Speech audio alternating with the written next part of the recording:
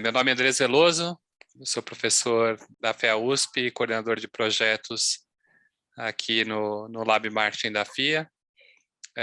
O Lab Marketing ele faz parte da FIA Fundação Instituto de Administração, né, já há alguns anos. É o núcleo que promove cursos, consultorias e pesquisas dentro da área de marketing. Então, é um programa que está, né, essas atividades a FIA já conduz aí desde os anos 90, né? Antes da gente entrar na faculdade como aluno de graduação, a FIA já estava lá desenvolvendo suas atividades.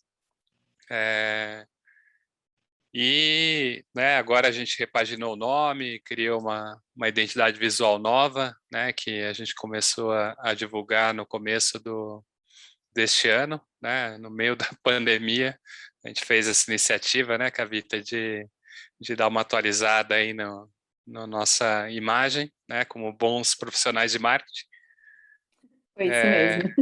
Exato, né? Foi divertido. Então, com certeza, né?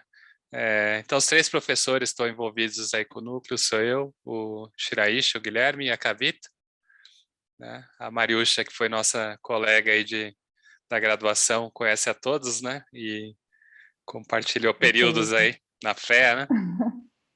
Pois é, né? Faz assim, é duro quando a gente começa a fazer a conta de quanto tempo faz. Então é melhor não fazer essa conta, não, né? É só falar que conhece todo mundo, assim fica bem melhor. Exato, né? Então, acho que, mas é assim uma alegria, né? Poder compartilhar esses momentos assim, né? Depois de tanto tempo, assim, você percebe a evolução das pessoas na carreira, né, as pessoas que você conheceu na graduação e como cada um vai achando o seu caminho, né, em diferentes lugares. É muito legal isso para a gente que continua na universidade, né, e está formando as novas gerações. A Kavita dá aula para o primeiro ano, então ela pega os alunos aí saindo, assim, né, de casa, Nossa, né, é uma dinâmica bem diferente. com certeza. Mas é isso, então, além dos 3 professores, a gente conta aí com o apoio do Marcos Machado e do Wilderson, que ajudam a gente na coordenação dos cursos, grade, etc., né? É o nosso apoio aí nesses bastidores. Como eu falei, a gente está nessas 3 vertentes aí, mas sempre com o viés de marketing, que é aquilo que a gente gosta de estudar, de falar, de conversar, né? E, por fim, falar dos nossos cursos. A gente tem 2 cursos que estão aí com as matrículas em andamento. A pós-graduação, na verdade, a gente teve aula inaugural ontem, mas a gente começou, estamos lá com 20 e poucos alunos, mas as inscrições elas vão até sexta-feira, né? Então ainda tem aí uma última oportunidade para quem está pensando em estudar. E também os 2 MBAs, né, que agora estão aí para o final do mês. É interessante falar que a FIA desenvolveu aí a possibilidade do aluno ele tanto assistir aula online por uma transmissão no Zoom, como assistir no presencial, né? Assim que a gente voltar para o presencial, vai ter essas 2 opções. Então, a aula presencial ela vai ser transmitida para quem estiver na internet. E aí, com isso, a gente tem a possibilidade de alunos de outras cidades também estudarem aqui na FIA, né? Ontem a gente estava lá, né, fazendo a abertura da turma da pós-graduação e com alguns alunos de fora, né, tinha uma aluna de Minas Gerais, lá de BH, né, acho que a Mariúcha vem de Minas, né? Pois é, né? Eu falei assim, ó, já ia perguntar qual é a cidade, Andrés? Qual é a cidade? Por- Pois é, por- mas naquela época não tinha essa mamata, não, né? Não tinha essa facilidade, tinha que sair mesmo, vir para São Paulo, né? Fazer tudo presencial. Mas que bom que agora tem essa oportunidade. Exato, né? Então, acho que a pandemia, ela trouxe aí, né, algumas mudanças no jeito que a gente fazia, né, todas as iniciativas de educação e até de trabalho, né? Mas acho que vou passar a palavra para você, Maria, que eu sei que você tem aí várias coisas para contar sobre esses desafios da pandemia e como foi, né, essa mudança toda. E aí, no final, a gente abre aí para perguntas, questões. Então, é com você. Exato. Tá bom, obrigada, Andrés. Muito bom ver essa evolução, né? Faz tempo, né? Muito bom voltar também, fiquei muito feliz com o convite. E tudo se modificou na pandemia mesmo, né? A gente realmente teve que aprender coisas novas, né? Adaptar. E uma dessas coisas foi a indústria farmacêutica, né? Quando eu estava na FEA ainda, estudante de graduação, a gente mal tinha informação de indústria farmacêutica, né? A gente, na verdade, o grande objetivo, quando a gente falava de empresas, programas de trainee, a gente olhava muito aquelas empresas assim, Unilever, né, Gillette, Procter, a gente falava assim, não, quero trabalhar nessas empresas de consumo, de alimentos, e a indústria farmacêutica nunca passou, talvez fosse uma indústria assim mais low profile, né? E em nenhum momento eu tinha possibilitado, né, cogitado isso, até que um belo dia, né, depois de ter passado por algumas empresas de consumo, um headhunter me liga e pergunta, enfim, estou trabalhando numa vaga para a indústria farmacêutica. Falei, nossa, indústria farmacêutica. Eu falei, mas para trabalhar exatamente com o quê, né? Ela falou assim, olha, para trabalhar com produtos de prescrição. Eu falei, olha, você tem certeza que é comigo? Porque eu não tenho experiência nessa área. Eu ouvi falar que a indústria farmacêutica é super fechada, né? Que assim, que só entra mesmo quem está ali já conhece o negócio.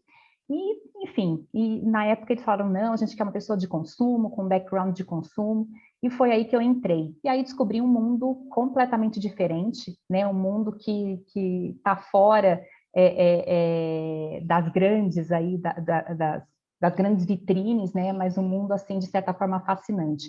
E que foi impactado, claro.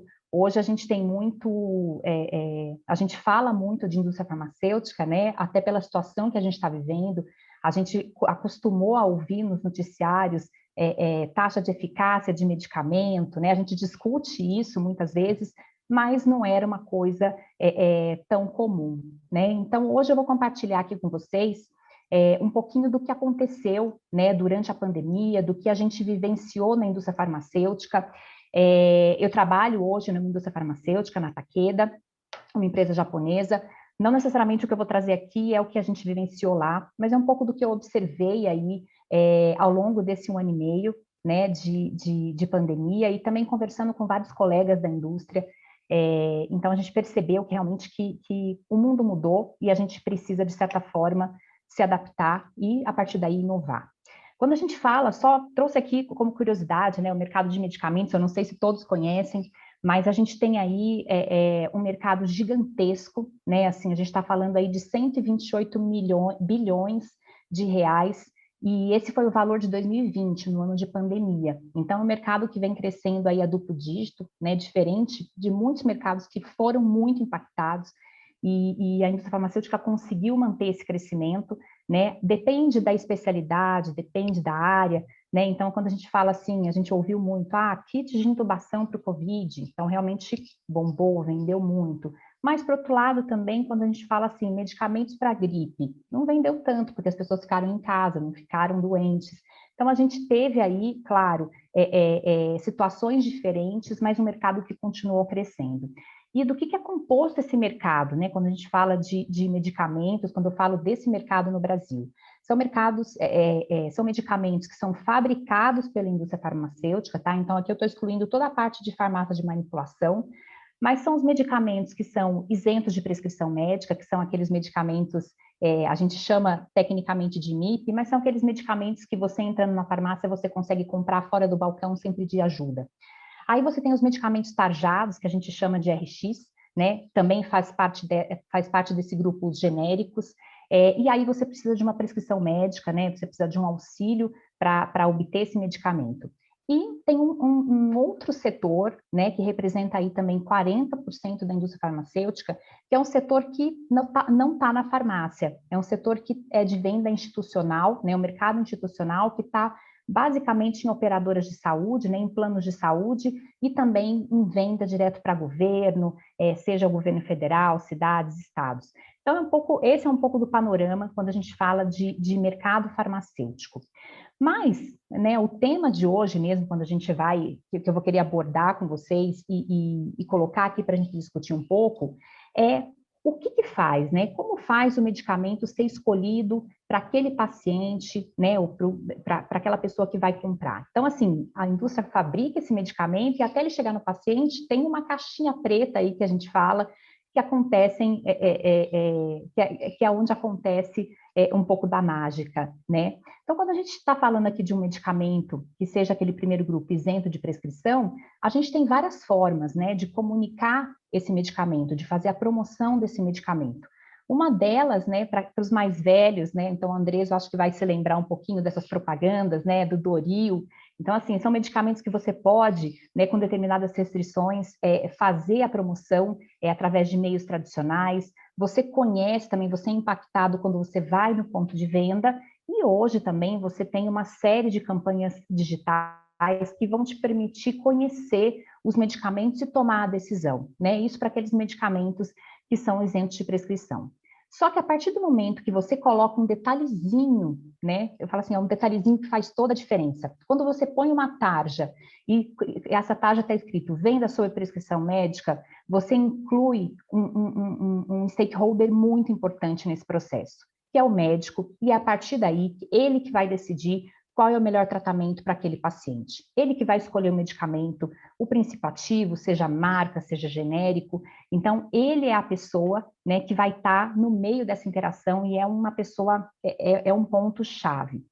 E quando a gente tem essa tarja também, é importante dizer que isso impede que a indústria vá falar direto com o usuário, né, com o paciente. Então, a partir daí, toda a parte de comunicação, né, da indústria fica restrita ao médico. Então, todas as ações de promoção daqueles medicamentos, né, vão para o médico. E aí que entra um personagem, né, eu falei assim, que é conhecido por muitos, né, quem já foi em consultório médico, quem já foi em hospital, né, e viu essa figura, que é o propagandista. Né, muitas vezes, antes de eu entrar na indústria farmacêutica também, eu esperando, às vezes, o meu momento de consulta, sentava, né, aquela pessoa com aquela mala gigante do lado, e eu falava, eu não acredito que ele vai passar na minha frente, né, ele vai ficar lá, vai ficar 20 minutos com o médico, e eu não vou conseguir minha consulta. Então, assim, esse é o nosso personagem, né? Claro que depois de entrar na indústria farmacêutica, eu passei a ver com outros olhos, eu ficava até com dó, eu falei, não, pode entrar, porque, assim, imagina que isso é o trabalho dele, né? Visitar vários médicos, toma muito chá de cadeira, mas ele é a pecinha que vai levar, né, o principal canal de comunicação, de promoção médica, de promoção dos medicamentos para os médicos. Então, é o propagandista que vai levar toda a informação para os médicos.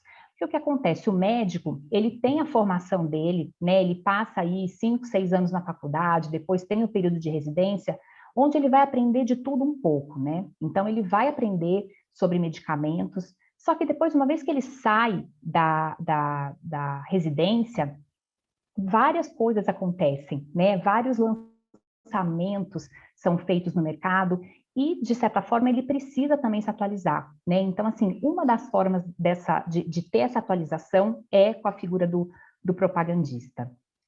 Então, o que o propagandista faz, né? O que ele leva, como que ele faz essa promoção? Primeiro ponto, né, que é o mais conhecido também, que a gente fala assim, dentro da mala do propagandista, né, tem as amostras grátis. Então, assim, tem sim, porque ele leva esse produto para que o médico possa experimentar, né, possa ver na prática dele qual é o resultado no grupo de pacientes que ele atende, né? Então, assim, ele estuda, a gente leva muita informação, o propagandista leva muita informação de estudos clínicos, né? Porque toda a promoção de medicamentos, ela é baseada em estudos que foram publicados, né? Então, assim, eu falo, para você trabalhar em marketing na indústria farmacêutica, você também precisa você precisa estudar muito, ler muito estudo clínico sobre o seu produto, entender como foi feito, né? Então, eu falo assim, nossa grande fonte de informação é toda a parte de estudos clínicos. Então, tem um site que reúne tudo isso, que é o PubMed, e é lá que a gente se atualiza também, e é lá que a gente vai buscar essas informações para poder levar para o médico e treinar o propagandista para que ele leve para o médico também. Outro ponto que ele trabalha com o médico é a troca de experiência, né? Então, o propagandista, ele convida os médicos, né, um grupo menor de médicos, a discutirem sobre determinado produto, a trocar experiência. Porque, como eu comentei, uma vez que ele sai da faculdade, né, como ele vai se atualizar? Então, são momentos que ele tem a oportunidade de trocar a experiência com um determinado colega sobre determinado medicamento, né? Tudo isso com foco, sim, na doença que está sendo abordada, no medicamento que está sendo abordado. E o outro ponto, também de atualização, né, que a indústria apoia também, é essa atualização científica dos médicos. Então, são congressos, né, os médicos também têm esse momento, dependendo da especialidade, tem 1 a 2 congressos por ano, onde eles vão ter o contato com os novos estudos que saíram, né, os novos trabalhos que foram feitos na comunidade médica. Mas o que é importante aqui a gente ressaltar também, né, tudo isso, até então, era feito basicamente presencial, né, era assim, era a modo tradicional mesmo, e a indústria farmacêutica é uma indústria muito tradicional, né, onde a gente está falando aí que um pouco antes da pandemia, então começo de 2020, 80%, né, do contato era presencial com o médico. Então, assim, a gente, como indústria, é muito dependente desse canal, né, do propagandista, e até então tudo de forma presencial. E aí, de repente, veio a pandemia, né, então a gente estava tudo estruturadinho, né, tudo rodando, como sempre foi, e veio a pandemia, todo mundo ficou em casa, né? Então, assim, era aquele momento inicial de medo, né? De receio. Os pacientes cancelaram, né? Com medo, cancelaram muitas consultas. Os médicos, não estou falando dos médicos não estou falando dos médicos que estavam nas UTIs, né? Na linha de frente, mas o médico de consultório, eles voltaram para casa também, fecharam os consultórios, né? Ficaram em casa. E os propagandistas também. Então, com tudo isso, né, eu falo assim, a forma de promoção ela é quebrada, né, ela é totalmente desestruturada. E aí vem a grande questão, então, como a gente vai fazer a propaganda dos produtos? Como a gente vai chegar? Né? E é importante dizer também que a figura, né, o propagandista e a própria indústria sempre foi muito tradicional. Então, a gente ao longo do tempo, a gente percebe muitas tentativas da indústria farmacêutica em trazer inovação, em colocar mais o digital presente no dia a dia, na promoção médica, mas existia uma barreira muito grande, né, uma barreira que eu digo assim, de comportamento mesmo, né, de mentalidade do próprio propagandista, de falar, olha, isso não funciona, ou da própria indústria como um todo, né, porque sempre foi assim. Então, é aquela coisa assim, é mais fácil você continuar fazendo aquilo que dá certo, né? Só que tem um momento que chega aí algo que não te permite que continue fazendo essa mesma coisa por mais tempo. Então, a gente se deparou, né, como profissional de marketing, a gente se deparou aí com algumas questões, né, com problemas que a gente precisava resolver. Então, praticamente, assim, a gente tinha um plano de marketing e a gente teve que adaptar, né? Num primeiro momento é assim, eu tenho que fazer tudo de novo, eu tenho que planejar tudo de novo.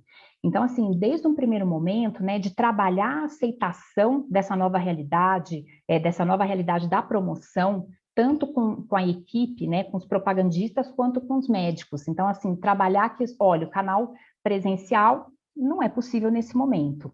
Ao mesmo tempo, eu tinha que capacitar os propagandistas. Então, da noite para o dia, todo mundo foi para casa.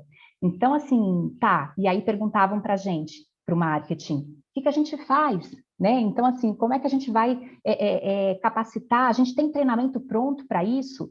E no momento ninguém tinha nada pronto, né? Era um momento que estava todo mundo vivendo aquilo pela primeira vez. E foi um momento também de a gente perguntar, tá, eu tenho um monte de material impresso que o propagandista leva para o médico, mas como eu faço agora? Então, assim, eu tenho que transformar tudo isso em formato digital? Como que eu vou levar isso para os médicos? Como que eu vou entregar as amostras para os médicos se os propagandistas não podem ir até o médico? Hoje, na indústria farmacêutica, você não pode simplesmente botar a amostra dentro de uma caixa de correio e mandar, né? Você tem que garantir que tanto a amostra quanto o material promocional vai estar na mão do profissional de saúde, né? Então, assim, a gente tem uma série de limitações de cuidados para que esses materiais, né, não sejam desviados, né, não caiam em mãos de pessoas leigas. Então, isso era um ponto muito forte para a gente. E aí, naquele primeiro momento, a promoção, eu falo, mergulhou no digital. Então, a gente saiu como indústria, né? Todo mundo saiu desesperado para falar assim, tá, e agora? O que a gente precisa fazer? Né? Aqui tem até um resultado de uma pesquisa também que o Instituto Ipsos fez, né, com os médicos, e isso já é um resultado, não naquele primeiro momento onde todo mundo ficou em casa, mas depois, ao longo dos meses, onde se inverteu a questão do tempo. Né? Se antes eu tinha 80% no presencial, agora eu tenho 80% do digital. Mas o que é esse digital? Né? Então, assim, o que foi isso, essa adaptação de forma rápida que teve que acontecer? Então, primeiro ponto na visita, né, virtual. Então, assim, o que a gente fala de visita? Em vez do propagandista ir até o consultório do médico, agora ele vai fazer uma videochamada com o médico. Ele vai mandar a mensagem pelo WhatsApp. Né? E o WhatsApp era o queridinho de todos, pela facilidade mesmo, né? Pelo fácil acesso, pela adoção. E até e-mail com conteúdo promocional. Então, esse foi aquela adaptada rápida. Um outro ponto, os propagandistas, eles não sabiam, né, o que fazer naquele momento. E aí entrou o marketing, assumindo uma parte, né, de coisas que o propagandista fazia. Do tipo, as pequenas reuniões, né, que ele reunia médicos para trocarem experiências. Naquele primeiro momento, o propagandista não sabia nem mexer nas ferramentas de Teams, Zoom, né, não tinha essa expertise. Então, o marketing puxou e começou a fazer os grandes eventos, né, as webinars, né, onde o médico estava em casa e ele estava ocioso, de certa forma, né? O médico que não estava na linha de frente. Então, ele tinha interesse também. Todo mundo tinha muito interesse com temas relacionados à Covid. Então, a principal pergunta que a gente recebia, né, em qualquer, eu falo assim, conversando com colegas de outras empresas também, eles falavam, a pergunta mais frequente, se o paciente pegar a COVID, a gente via uma adesão muito forte. Depois, com o tempo, a gente conseguiu capacitar os propagandistas, né, para eles liderarem essas reuniões menores, com até 15 médicos, né, onde tinha um médico ali dando uma aula, discutindo sobre determinado caso clínico. E, por outro lado, também por último, mas não menos importante, também outro aspecto do marketing foi a questão de site. E aí, muita gente pode perguntar, nossa, mas assim, a gente está em 2020, você está falando que uma super inovação, né, algo super diferente é fazer um site de produto para o médico? E assim, pode parecer absurdo, né, para outro, principalmente quando a gente olha no consumo, mas quando a gente olha na promoção médica, ter um site de produto, muitas empresas, muitos produtos, não tinham site de produto, né, para levar essa informação para o médico poder acessar as informações de estudos, as informações de bula. Então, assim, é o básico, mas nem o básico tinha sido feito. Então, foi um momento que a gente precisou adaptar. Né? Mas eu falo assim, é aquela adaptação, é aquela coisa rápida que a gente fez, mas depois, passado esse momento inicial, né, é o que a gente falava, a gente cansou, né, das lives, o médico também. O médico, no final, ele estava ocioso, né, no começo ele estava ocioso, mas depois ele começou a voltar a atender. Mas as lives não pararam, né? Assim, os eventos não pararam. E aí, um retorno, né, que a gente teve dos médicos é um pouco disso, tá? Pelo amor de Deus, eu não aguento, porque não é só um laboratório que está fazendo, são todos os laboratórios. Então, significa que o médico, um médico, por exemplo, dependendo da especialidade, ele pode ser visitado por 15, por 20 propagandistas diferentes. Então, imagina que 20 propagandistas vão convidar ele para 20 eventos numa mesma semana. Então, assim, foi uma avalanche, né? Então, eles conversando com a gente falavam, pelo amor de Deus, vocês têm que pensar em uma coisa diferente. E eles estão, né, quando a gente conversa com os médicos, e isso também eu trouxe essa informação de uma pesquisa que foi realizada também com os médicos durante a pandemia, eles estão dispostos a receber visita virtual. Quando a gente pensa aqui, ó, de uma escala de 1 a 5, e somando o disposto e o totalmente disposto, a gente tem aqui 55%, metade da amostra querendo receber, disposto a receber essa visita virtual. E quais são as formas de comunicação mais relevantes? né? E aí, nesse caso, o que é relevante para ele, que ele considera relevante? É aquele momento que ele vai receber informação do produto. Então, assim, o mais relevante é a chamada por vídeo que permite compartilhar material. Só que o que ele prefere mesmo é o WhatsApp. E o WhatsApp, né, tem a grande limitação, principalmente dentro da indústria, a facilidade de você encaminhar as coisas. E aí isso tem uma barreira, né, não só de regulamentação, mas também de compliance. Então, assim, há um risco, né, de você compartilhar as coisas pelo WhatsApp e isso também ser facilmente encaminhado para uma pessoa que não é médico. Então, assim, tem uma série, né, de questões que a gente se deparou com a indústria, onde o médico prefere uma ferramenta, prefere um canal de comunicação, só que como indústria você tem ali um receio, né? Você não tem essa ferramenta validada para que você continue fazendo a promoção médica. E aí, o engajamento, né, da indústria com os médicos, durante a pandemia, não só durante a pandemia, mas eu acho que ele foi modificado de forma permanente, né? Assim, os médicos experimentaram isso, como nós, né? Então, assim, várias coisas a gente não vai mais fazer como era antes. Então, quando a gente conversando com os médicos também, nessa mesma pesquisa da Ipsos, eles relataram, né, que eles preferem aí, como eu comentei, o WhatsApp é o preferido deles, é a ferramenta preferida aí para o contato. Então, eles preferem receber essas visitações pelo WhatsApp, né, com horário definido. E quais são esses horários? Né? A gente tem aí médicos um quarto da amostra que prefere receber isso à noite, depois dos atendimentos. Então, ele termina lá os atendimentos, fica às vezes um pouco no consultório, faz a videochamada. 21% prefere receber a visita no meio do dia, né, entre um atendimento e outro, entre um paciente e outro.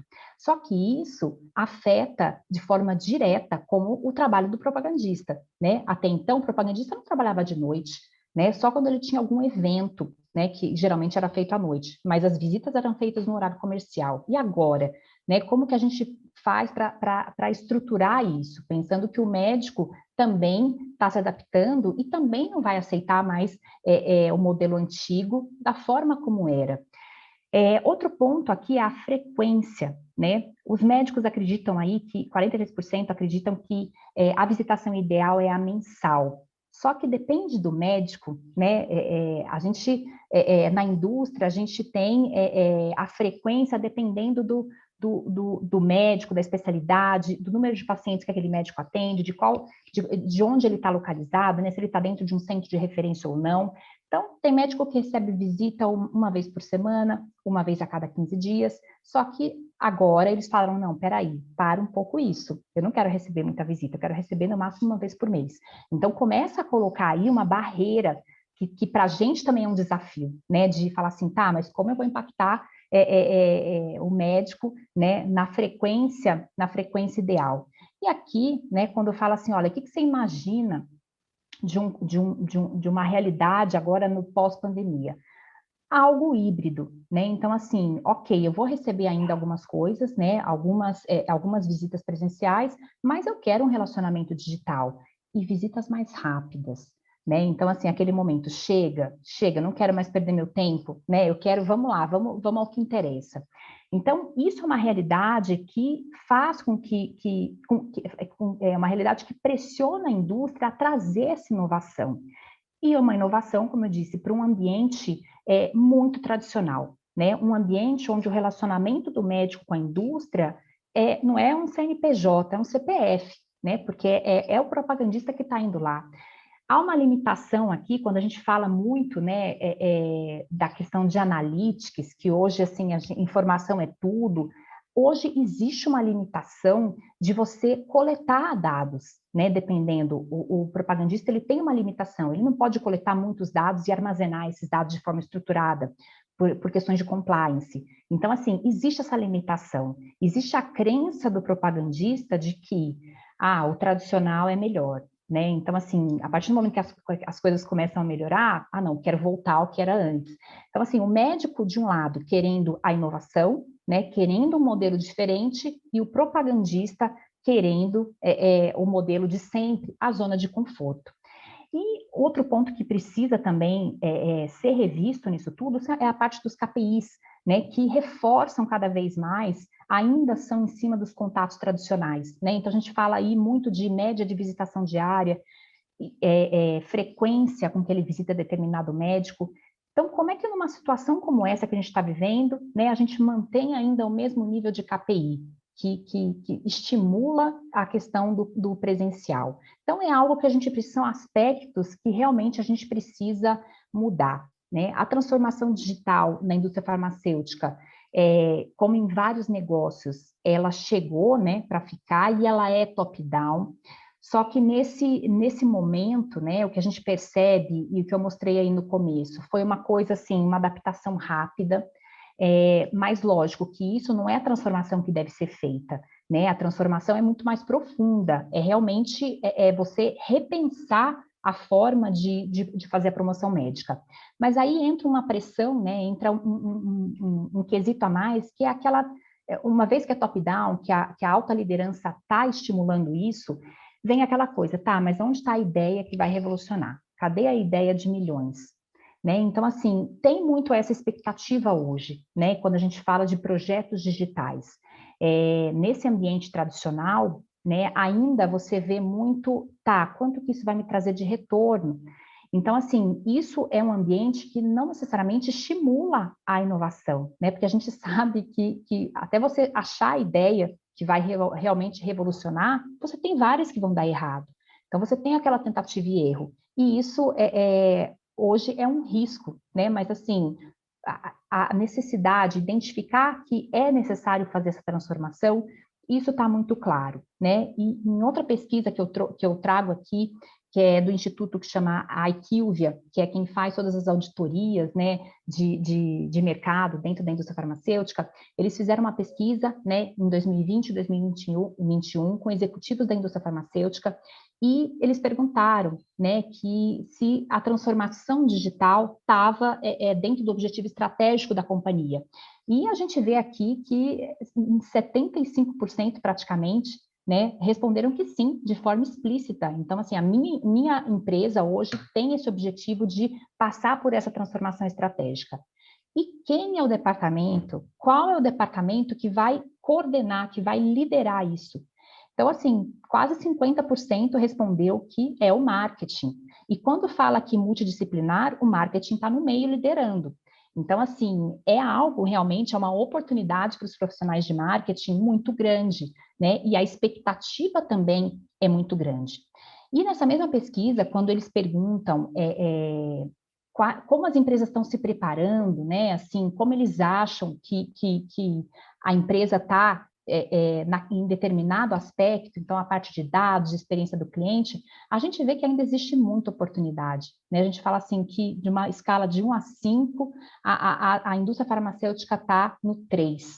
Então ainda existe muita oportunidade realmente para a gente caminhar nessa transformação digital, quando a gente fala principalmente, né, de promoção médica, de engajamento médico. E aí, aqui, a gente, nessa mesma pesquisa também, eles trouxeram quais são os principais desafios, né? Então, assim, aquilo que é realmente chave para que essa transformação aconteça.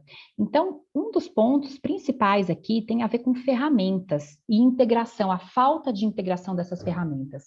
A indústria farmacêutica, ao mesmo tempo que o propagandista não pode coletar muita informação, existe muita informação dentro da indústria farmacêutica, das auditorias, né? Quando a gente vai para o mercado de consumo, a gente vê auditorias, por exemplo, antigamente a gente não tinha, era só uma amostra, né? Quando a gente vai para a indústria farmacêutica, a gente tem um censo, tudo que é vendido, né, dentro da indústria farmacêutica é captado. Então, assim, tem uma série de informações, só que as ferramentas são desintegradas. Então, com isso, é muito difícil da gente ter realmente uma geração de insight, né? Então, eu acho que esse é o primeiro grande desafio. A questão do cálculo, né, de retorno sobre investimento, então, aqui reflete muito a mentalidade ainda tradicional, né, de você estar buscando ali o ROI para qualquer atividade que você faz e tentar trazer o ROI de um projeto tradicional para o projeto para a realidade digital também.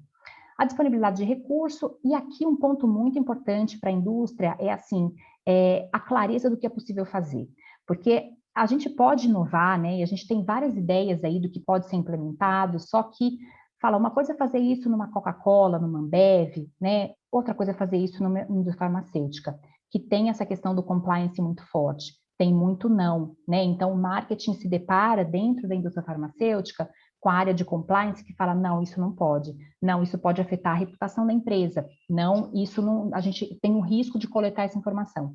Então, esse é um desafio ainda muito grande que o profissional tem no dia a dia, né? E pensando na equipe de marketing, né? Quais são os temas, o que a gente precisa focar mesmo para estar preparado para essa transformação, para ter preparado para fazer a transformação, né?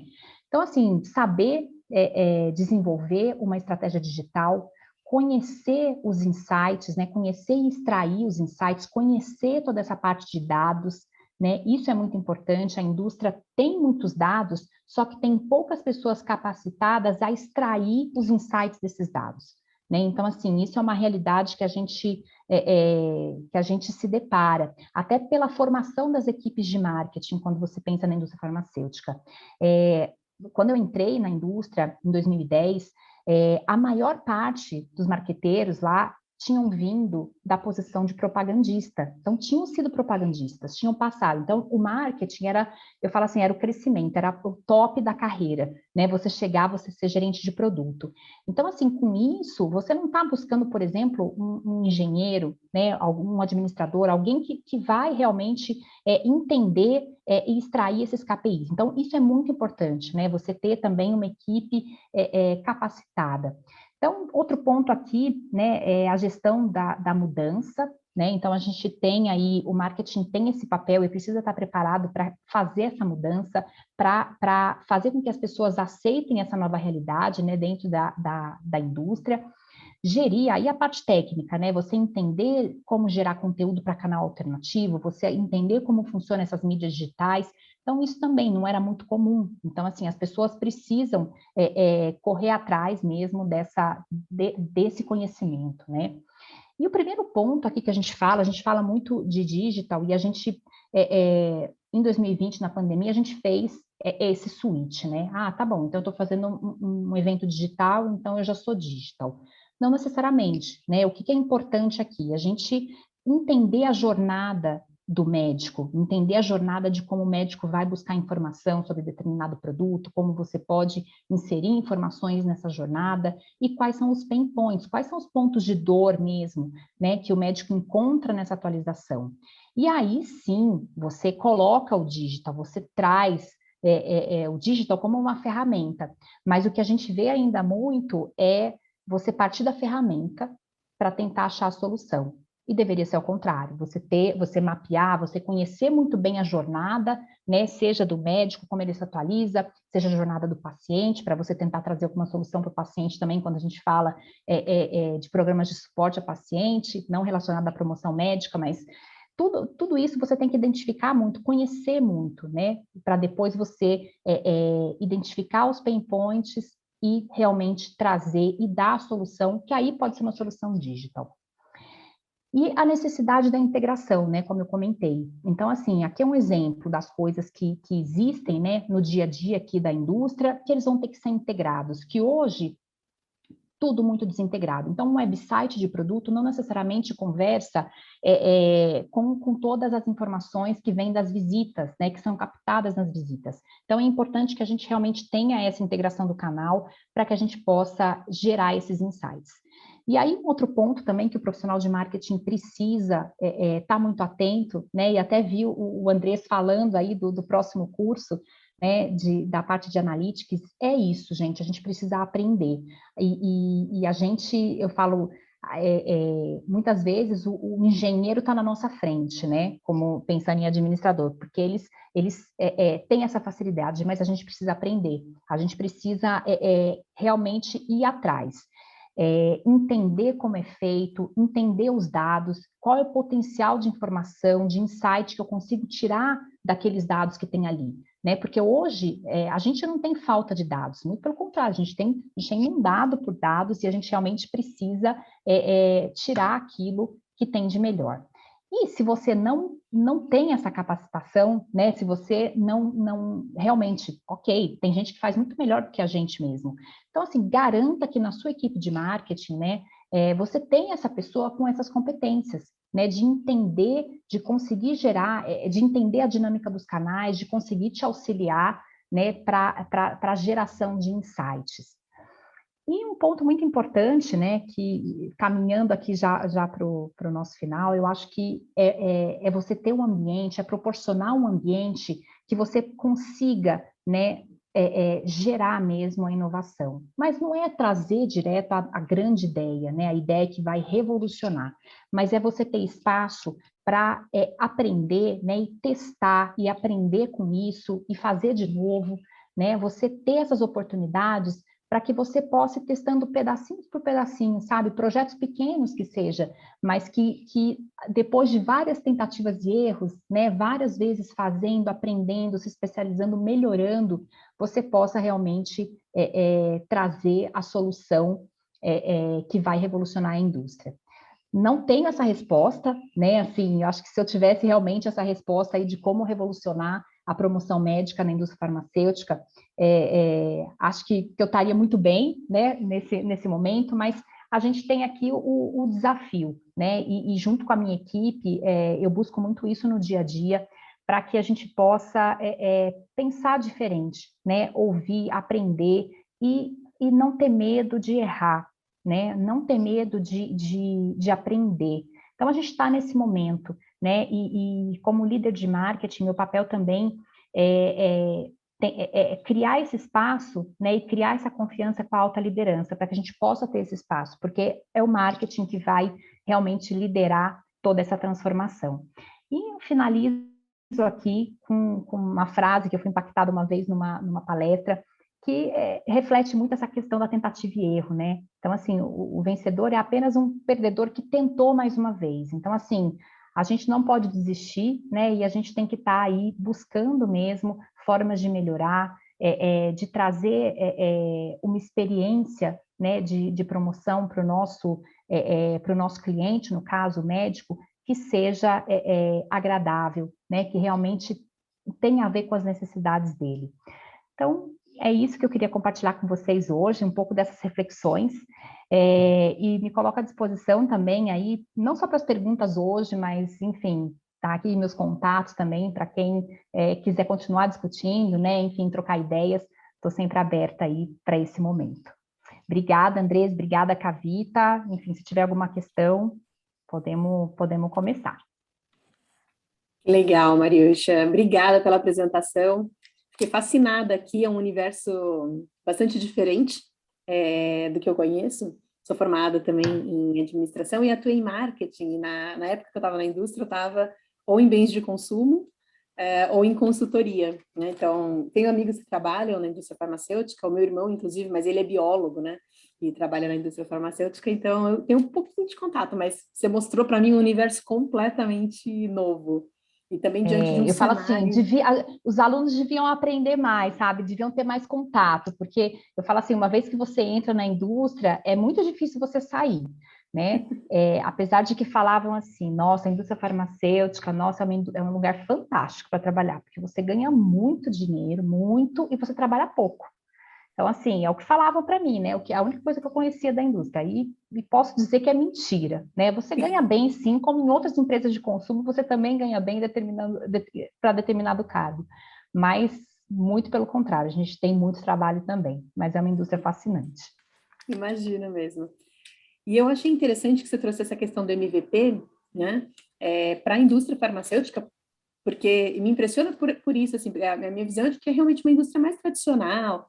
Eu fico imaginando essa questão do MVP, óbvio que eu estou pensando em termos de atividades promocionais, não ficar fazendo MVP com Claro. medicamentos. Não, produto não.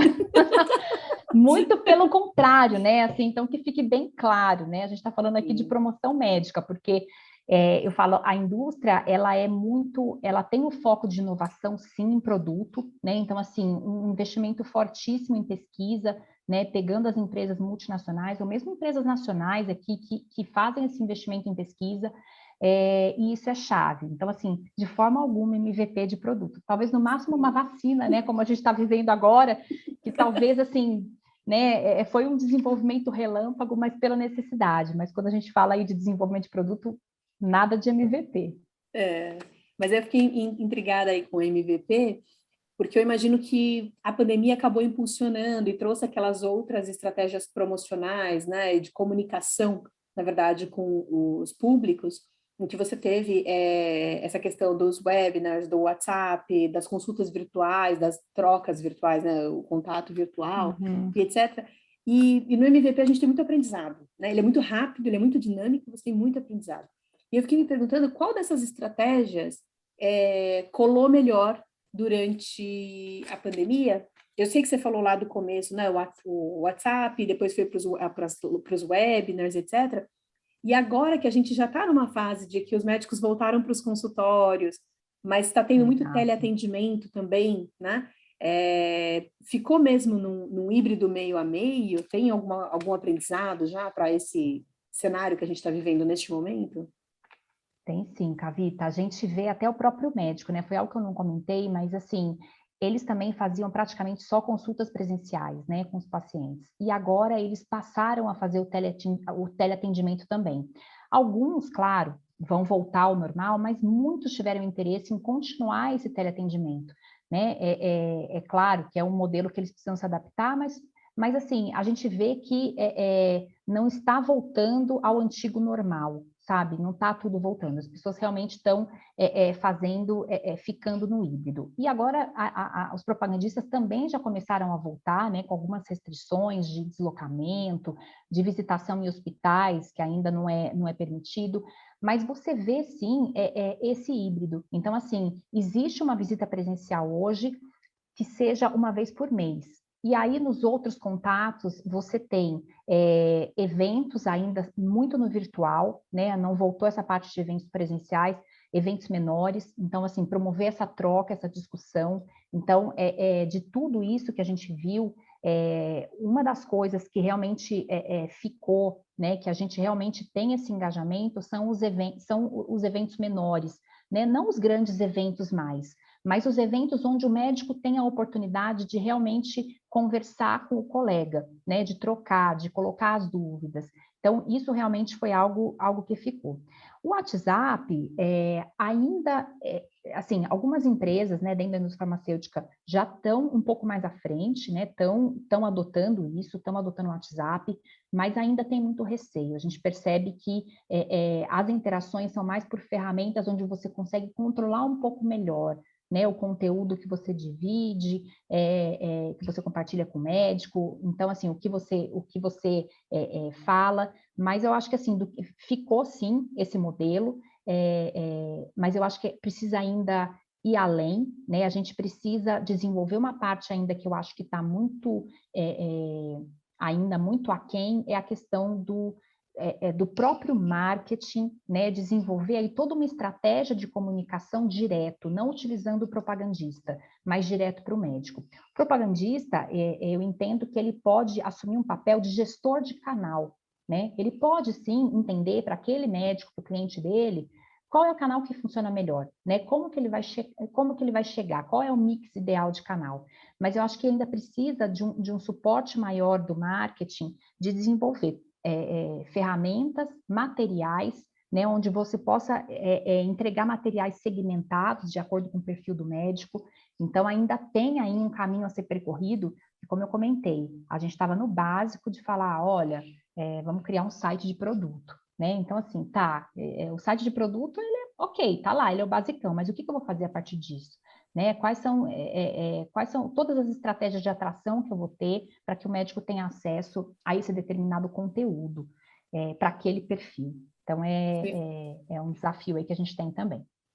Isso me faz pensar um pouco nas empresas de bens de consumo, que você tem o trade marketing e o marketing, né? Então, você tem, na verdade, uma área que cuida exatamente da gestão desse canal, né? E na indústria farmacêutica, você não tem o trade marketing, você tem o marketing, que aí o marketing vai fazer tudo isso, né? O marketing é o gestor de canal também, é o gestor do conteúdo, Então, assim, é um duplo chapéu, né? Mas é o desafio. Uhum, perfeito. André, você quer fazer alguma pergunta? Senão... Com certeza. Eu vou voltar aí um pouco antes na cadeia dos acontecimentos, né? Eu entendo que, né, você comentou que os propagandistas nem sempre são as pessoas mais esperadas pelo médico, né? Tem uma grande quantidade que tenta visitar e o propagandista quer ir mais vezes, né? Porque ele ele é avaliado pela quantidade de visitas, etc. Uhum. Aí, quando você olha do ponto de vista do médico, como é que ele enxerga esse indivíduo que está lá para conversar com ele? O que que ele enxerga de valor naquilo que o propagandista leva? Assim, tem vários tipos, né, Andressa? A gente tem vários perfis de médicos. A gente vê, assim, que o médico recém-formado, ele vê um valor muito forte, muito grande no propagandista, porque ele ainda não tem acesso aos colegas, né, aos grandes nomes daquela especialidade que ele está. Então, assim, os eventos que ele para os quais ele é convidado, né? Então ele acaba criando um network forte. Então ele vê muito valor na figura do propagandista. Então quando ele começa a receber visita ainda como residente, né? Então assim ele vê um valor muito grande nisso. Depois, a partir do momento que ele fala assim, vai evoluindo na carreira também, né? Ele vai ficando conhecido na especialidade dele. Então, assim, ele consegue ter acesso às informações que o propagandista leva para ele através dos congressos, né? Através das discussões com os pares. Então, eu acho que assim o valor acaba diminuindo. Mas o que a gente percebe aí eu falo assim, é um marketing de relacionamento, né? Então, assim, você percebe você tem propagandistas hoje muito jovens, né, os estagiários, até propagandistas que estão há 40 anos na indústria, né, fazendo esse papel. Então, você tem também um relacionamento pessoal, sabe? Um carinho, um respeito muito grande, né, por esses propagandistas que já estão há bastante tempo. Então, assim, eu acho que o valor, ele tende a diminuir conforme o médico vai ganhando uma expressão maior, né? Porque aí ele consegue se atualizar de outras formas, mas é um pouco disso. Só que eu acho que isso um pouco antes, né, da pandemia, um pouco antes desse mergulho que a gente teve que fazer no digital. Agora, eu vejo que, assim, a gente realmente tem o desafio de transformar o papel do propagandista, né? E aí, por isso que eu comentei, assim, esse gestor de canal, porque hoje todo mundo pode se atualizar, né? Assim, de outra forma. Você não necessariamente precisa do papel precisa desse representante, do propagandista. Então, eu acho que, assim, o que precisa hoje é uma migração, enriquecer esse papel, né? Ele pode sim ser o gestor de canal, porque o que ele tem de muito valioso? O conhecimento do cliente, né? Ele conhece o médico. Então, assim, ele, melhor do que ninguém, sabe qual é a principal mensagem que ele deve levar, né? Que tipo de abordagem ele deve ter para determinada mensagem com aquele médico. Então, ele tem muito forte esse conhecimento, né? Que não está na indústria, não está na empresa, né? Não está dentro da empresa, está lá na ponta, na visitação. Então, acho que ele é um canal muito valioso. A gente precisa repensar um pouco o papel, sim, mas eu acho que o fato da gente estar hoje no digital e o médico ter outros meios para se atualizar não significa que é uma profissão aí que está fadada a ser riscado, né? A falar, ó, então tá bom, a gente vai chegar direto no médico. Acho que não, acho que tem um valor aí grande. Com certeza, até porque as pessoas gostam né, o ser humano ele tem essa questão do relacionamento muito forte por natureza, então as pessoas vão querer conversar uma com as outras, né, de alguma forma. E quando a gente vê também, o médico espera isso, né? Espera o híbrido. Não significa que ele não quer mais receber o representante. É lógico que o médico também vai selecionar muito o propagandista que ele quer receber, né? Dependendo da especialidade que ele tem, tá? Dependendo do produto que ele está levando. Então, se é um produto inovador, se é um produto que está sendo lançado, ele vai receber, ele tem interesse, né? De ter essa informação. Agora, se é um produto que está há 20 anos, às vezes o médico fala assim, não, já não quero mais. Então, assim, eu acho que o médico hoje ele tem uma desculpa, né? Assim, ele conseguiu aí um momento para você bloquear algumas coisas que ele não queria receber mais, mas ainda tem tem um valor forte, né? O médico também quer esse momento do retorno, não só com os pacientes, né? Mas eu acho que todo mundo quer, com esse retorno, de certa forma, você ter mais contato com as pessoas, né? Então, enxergo um pouco dessa forma. Muito bem. Kavita? Eu queria começar a olhar para um outro, perguntar uma coisa, Maria, acho que eu estou curiosa aqui. A gente falou do teleatendimento, e eu fiquei matutando aqui sobre esses novos planos de saúde. Você falou que 40%, né, do mercado é justamente para as operadoras, mas independente disso, Isso. você tem ali nos planos os médicos que também vão atender o CPF, né? E eu fiquei pensando Sim, nesses claro. novos planos que são bem focados eles nascem com a proposta de iniciar pelo teleatendimento para depois você realmente vai para o hospital, para o consultório, se você realmente precisa. Você tem o SAMI, Alice, né? Esses novos planos. Como que é? A relação já é diferente desse ponto de vista de marketing com os médicos desses planos? Depende, é diferente em alguns aspectos, né? Porque o médico, muitas vezes os planos, o que acontece hoje, eles acabam, e aí assim é o desafio, né, dos planos como um todo, reduzir custo. Então a gente vê muitos planos, muitas operadoras de saúde fazendo, a gente fala assim, se verticalizando, né? Comprando tudo até o hospital, laboratório, ou seja, o paciente vai entrar, vai usar tudo ali dentro do do plano de saúde. Então, assim, a gente vê uma tendência muito forte dessa redução de custos. E nisso, o que acontece? Esses medicamentos que são reembolsados pelo plano, que não são vendidos na farmácia, existe uma pressão, sim, né, das operadoras de colocar para os médicos, de influenciar a prescrição dos médicos, né, de falar assim, olha, começa, né, você tem 5 opções, você pode usar a opção mais barata nesse primeiro momento, né, então, assim, depois você segue para a segunda opção, para a terceira e assim por diante.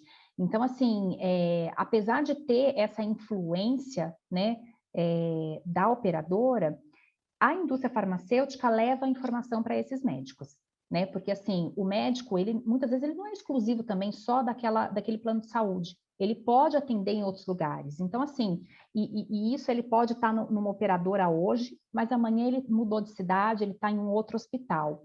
Então, assim, hoje não há uma diferença, tá? Entre, por parte da indústria, da gente levar a informação. Então, assim, a gente, lógico, muitas vezes não acaba tendo uma limitação, né? Quando a gente pensava no modelo mais tradicional, uma limitação de braço mesmo, de chegar até esse médico, né? De força de vendas, de tamanho aí de equipes, mas a gente levava o máximo possível. Né? Agora, acredito que isso vai potencializar ainda mais, né? Porque agora, com essa questão de você poder fazer visitas híbridas, você pode atender muito mais médicos, né? O mesmo propagandista pode acessar hoje a um número maior de médicos também. Muito bem. A gente já deu aí o nosso tempo de 1 hora, passa rápido, né? É incrível isso. Passa. Quando a gente está Falo fazendo essas bastante, coisas. né? Então a gente... Mas o assunto é muito legal, assim. Com Várias certeza. a gente vai se empolgando, vai puxando, tá vendo? Ó, se a gente fosse falar de plano de saúde, de mercado de governo, aí, olha, ia mais, era outra, eu falo assim, é tema para outra discussão. Com certeza. Aí teria que ser um curso inteiro, né? Indústria farmacêutica, isso aí, André. Mariuxa, a gente queria agradecer a sua presença, a disposição de vir aqui compartilhar os seus conhecimentos e vou passar a palavra para você fazer um último comentário, dar um tchau aí para o nosso público. Ah, legal. Eu que agradeço a oportunidade, né, de estar de volta aí nos eventos na universidade. É muito bacana isso, né? Então, assim, poder voltar, né, poder trocar um pouco, compartilhar essas experiências, né? Eu já tive aí como aluna da graduação. E eu lembro que era sempre, eu me interessava muito, né, de ouvir essas histórias, sempre desenvolver minha carreira no marketing, eu falo assim, poxa, sempre quero ouvir, sempre quero aprender mais. Então, eu agradeço muito a oportunidade, Andrés, Vita, muito obrigada por me receberem aqui. E, como eu comentei, me coloco à disposição, né? Podem me achar no LinkedIn. Então, enfim, para próximas discussões também. Muito obrigada. Excelente, vou te conectar lá também. Obrigada, Com Mariuxa. certeza. É isso. Obrigada. Beleza. Para todos aí, uma boa Valeu. noite e nos vemos aí nos próximos webinários, pessoal. Até mais.